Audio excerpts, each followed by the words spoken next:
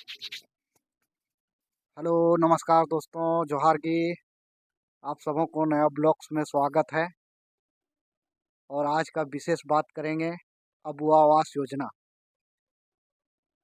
आखिर अबुआ आवास योजना क्या है, इसके विषय में बात करेंगे। अबुआ आवास योजना क्या है, इसके विषय में विस्तार रूप से बात करेंगे।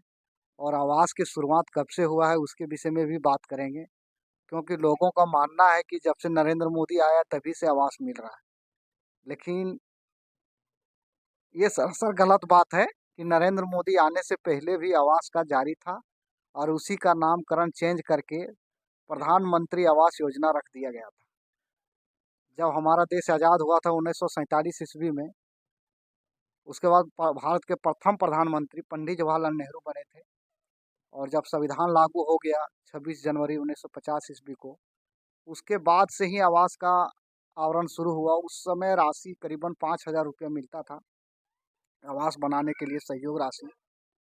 उसके बाद धीरे धीरे चलते गया और बहुत सारे स्कीम आते गए, लेकिन आवास का नाम वही रहा। उसके बाद आया इंदिरा आवास योजना, इंदिरा गांधी आवास योजना। इसके तहत में 2014 के पहले करीबन 95,000 रुपया मिलता था। 2014 के बाद जब सरकार आए तो प्रधानमंत्री आवास योजना का नामकरण हुआ। उसके बाद में 1,30,000 रुपया मिलने लगा। उसके बाद जो आवास का इंदिरा गांधी आवास योजना का सर्वे था, उसी समय से चलते रहा।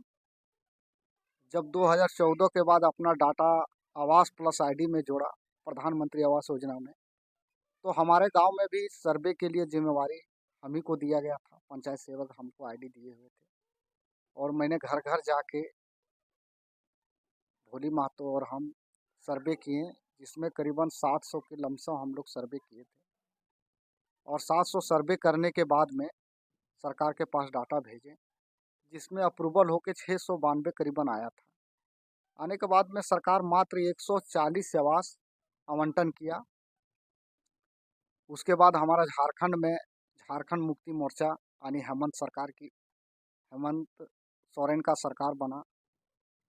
उसके बाद डाटा क्लोज हो गया, आवास आने नहीं लगा। सरकार वहाँ केंद्र सरकार ने था, वो आवास को रोक दिया।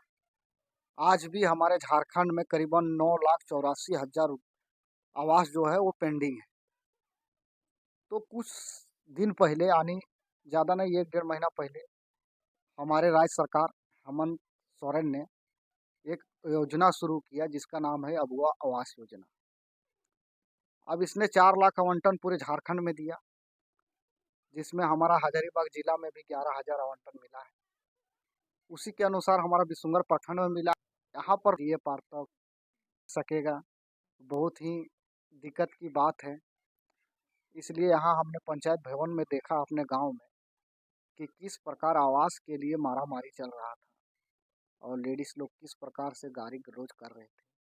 इसमें किसी का दोष नहीं है, ना ही मुखिया, सरपंच, वार्ड का। सरकार मात्र अपने ग्राम पंचायत में 40 आवास दिया हुआ है, जो बिल्कुल निहत्थे कच्चा रूप मकान है, उसी को देना है।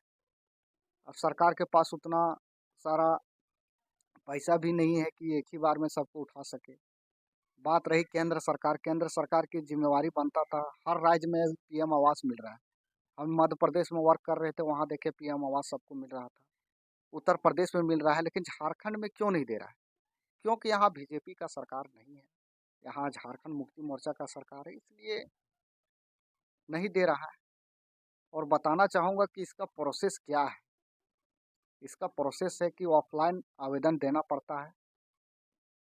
उसके बाद में ब्लॉक के पंचायत सेवक हो या ब्लॉक के अधिकारी हो, घर में जाकर चेक करते हैं।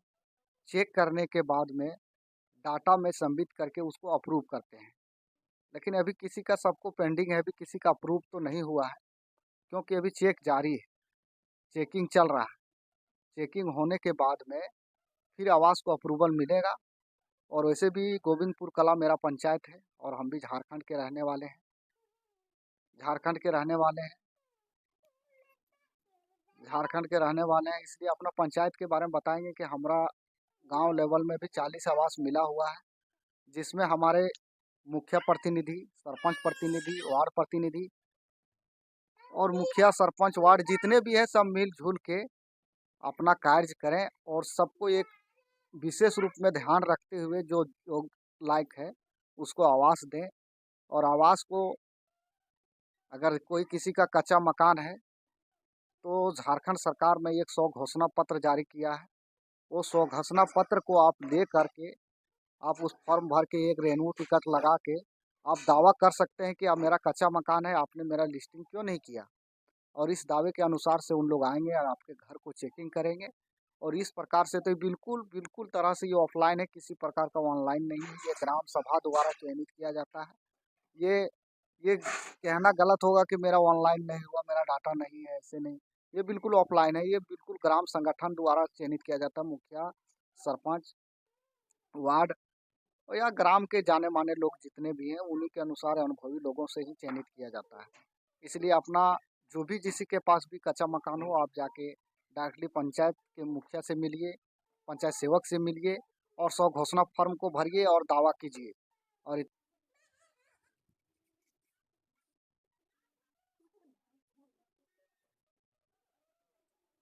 फिर दोस्तों यही विषय में वो आवास के बारे में जानकारी देना था। और फिर मिलेंगे नेक्स्ट ब्लॉग में।